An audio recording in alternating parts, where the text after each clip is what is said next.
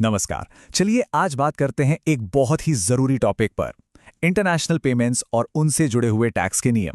अगर कोई बिजनेस विदेश में पैसा भेजता है तो ये जानकारी उनके लिए बहुत ही काम की है। जरा सोचिए, आप किसी विदेशी वेंडर को पेमेंट कर रहे हैं या हो सकता है किसी इंटरनेशनल फ्रीलांसर को उनके काम के लिए पैसे दे रहे हों।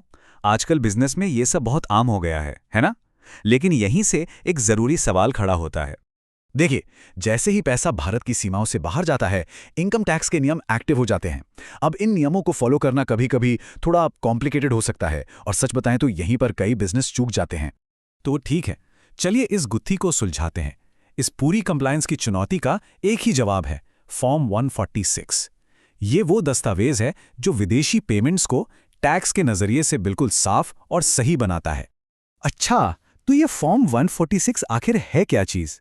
बहुत आसान शब्दों में कहूं तो ये एक सर्टिफिकेट है जिसे एक क्वालिफाइड चार्टर्ड अकाउंटेंट यानी सीए जारी करता है।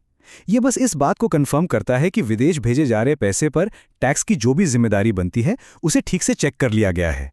तो सबसे बड़ा सवाल, इस फॉर्म की जरूरत पड़ती कब है? एक नंबर याद रखिए, 5 लाख रुपए। अगर एक फाइनेंशियल ईयर में आपकी टोटल टैक्सेबल विदेशी भुगतान इस रकम को पार कर जाते हैं तो समझ लीजिए फॉर्म 146 भरना कंपलसरी हो जाता है। ये लिमिट याद रखना बहुत जरूरी है।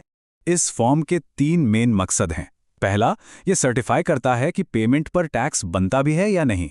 दूसरा, ये डबल टैक्सेशन अवॉइडेंस अग्रीमेंट्स, जिसे हम डीटीएए कहते हैं, उसके फायदों को भी ध्यान में रखता है। और तीसरा, ये एक बहुत ज़रूरी रेगुलेटरी कंप्लायंस का काम पूरा करता है। चलिए अब थोड़ा प्रैक्टिकल होते हैं और देखते हैं कि ये पूरा प्रोसेस असल में काम कैसे करता है। ये समझिए कि बिजनेस, मतलब जो पेमेंट कर रहा है, और उनके सीए के बीच एक टीम वर्क जैसा है। प्रोसेस बहुत सीधा सा है, सिर्फ 3 स्टेप्स में। सबसे पहले जो बिजनेस पैसा भेज रहा है वो ई-फाइलिंग पोर्टल पर अपने सीए को ये काम सौंपता है। फिर सीए का काम शुरू होता है।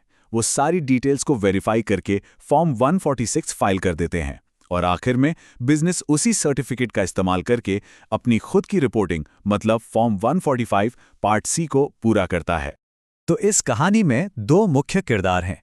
पहला है रेमिटर, यानी वो बिजनेस जो पेमेंट कर रहा है, और दूसरा है चार्टर्ड अकाउंटेंट, जिनके लिए ई-फाइलिंग पोर्टल पर रजिस्टर्ड होना और एक वैलिड डिजिटल सिग्नेचर सर्टिफिकेट यानी डीएससी रखना जरूरी है। अब बात करते हैं कि इस फॉर्म को जमा कैसे किया जा सकता है। इसके लिए 2 रास्ते हैं, ऑनलाइन और ऑफलाइन, और दोनों के अपने फायदे हैं। ऑनलाइन तरीका तो एकदम सीधा है, जहां सीए सीधे पोर्टल पर ही सारा काम कर देता है। दूसरी तरफ ऑफलाइन मोड तब बड़ा काम आता है जब एक साथ बहुत सारे फॉर्म भरने हो। इसमें सीए एक ऑफलाइन यूटिलिटी में सारा डेटा तैयार करके एक ही बार में अपलोड कर सकता है, जिससे काफी समय बचता है। देखिए, टैक्स के नियम तो बदलते रहते हैं और फॉर्म 146 भी कोई अलग नहीं है। हाल ही में इसमें कुछ ऐसे जरूरी बदलाव हुए हैं जिनके बारे में जानना बहुत जरूरी है। सबसे पहली बात, जिसे पहले फॉर्म 15 सीबी के नाम से जाना जाता था, अब वही फॉर्म 146 बन गया है। इसके साथ ही इनकम टैक्स एक्ट में इससे जुड़ी धाराएं भी बदल गई हैं। तो ये सिर्फ नाम का बदलाव नहीं है, बल्कि प्रोसेस का एक इवोल्यूशन है। इस नए फॉर्म में 3 बड़े अपडेट्स हैं। पहला, अब यूडिन यानी unique document identification number compulsory है, जिससे सर्टिफिकेट की असलियत पक्की होती है। दूसरा, अगर विदेश में पैसा पाने वाले के पास पैन नहीं है तो उनका टिन नंबर देना जरूरी है। और तीसरा, अब बेहतर वेरिफिकेशन के लिए सीए का पैन और उनकी फर्म का रजिस्ट्रेशन नंबर भी फॉर्म में डाला जाता है। तो इन सभी बातों और बदलावों का निचोड़ क्या है? जवाब बिल्कुल सीधा है, कंप्लायंस। इस प्रोसेस को सही तरीके से करना सिर्फ एक अच्छी आदत नहीं है, बल्कि ये कानूनी तौर पर जरूरी भी है। और हाँ, इसे हल्के में बिल्कुल नहीं लिया जा सकता। अगर किसी अकाउंटेंट ने गलत जानकारी के साथ ये सर्टिफिकेट फाइल कर दिया तो उन पर हर गलत सर्टिफिकेट के लिए 10,000 रुपये तक का जुर्माना लग सकता है। मतलब एक्यूरेसी यहाँ सबसे जरूरी है।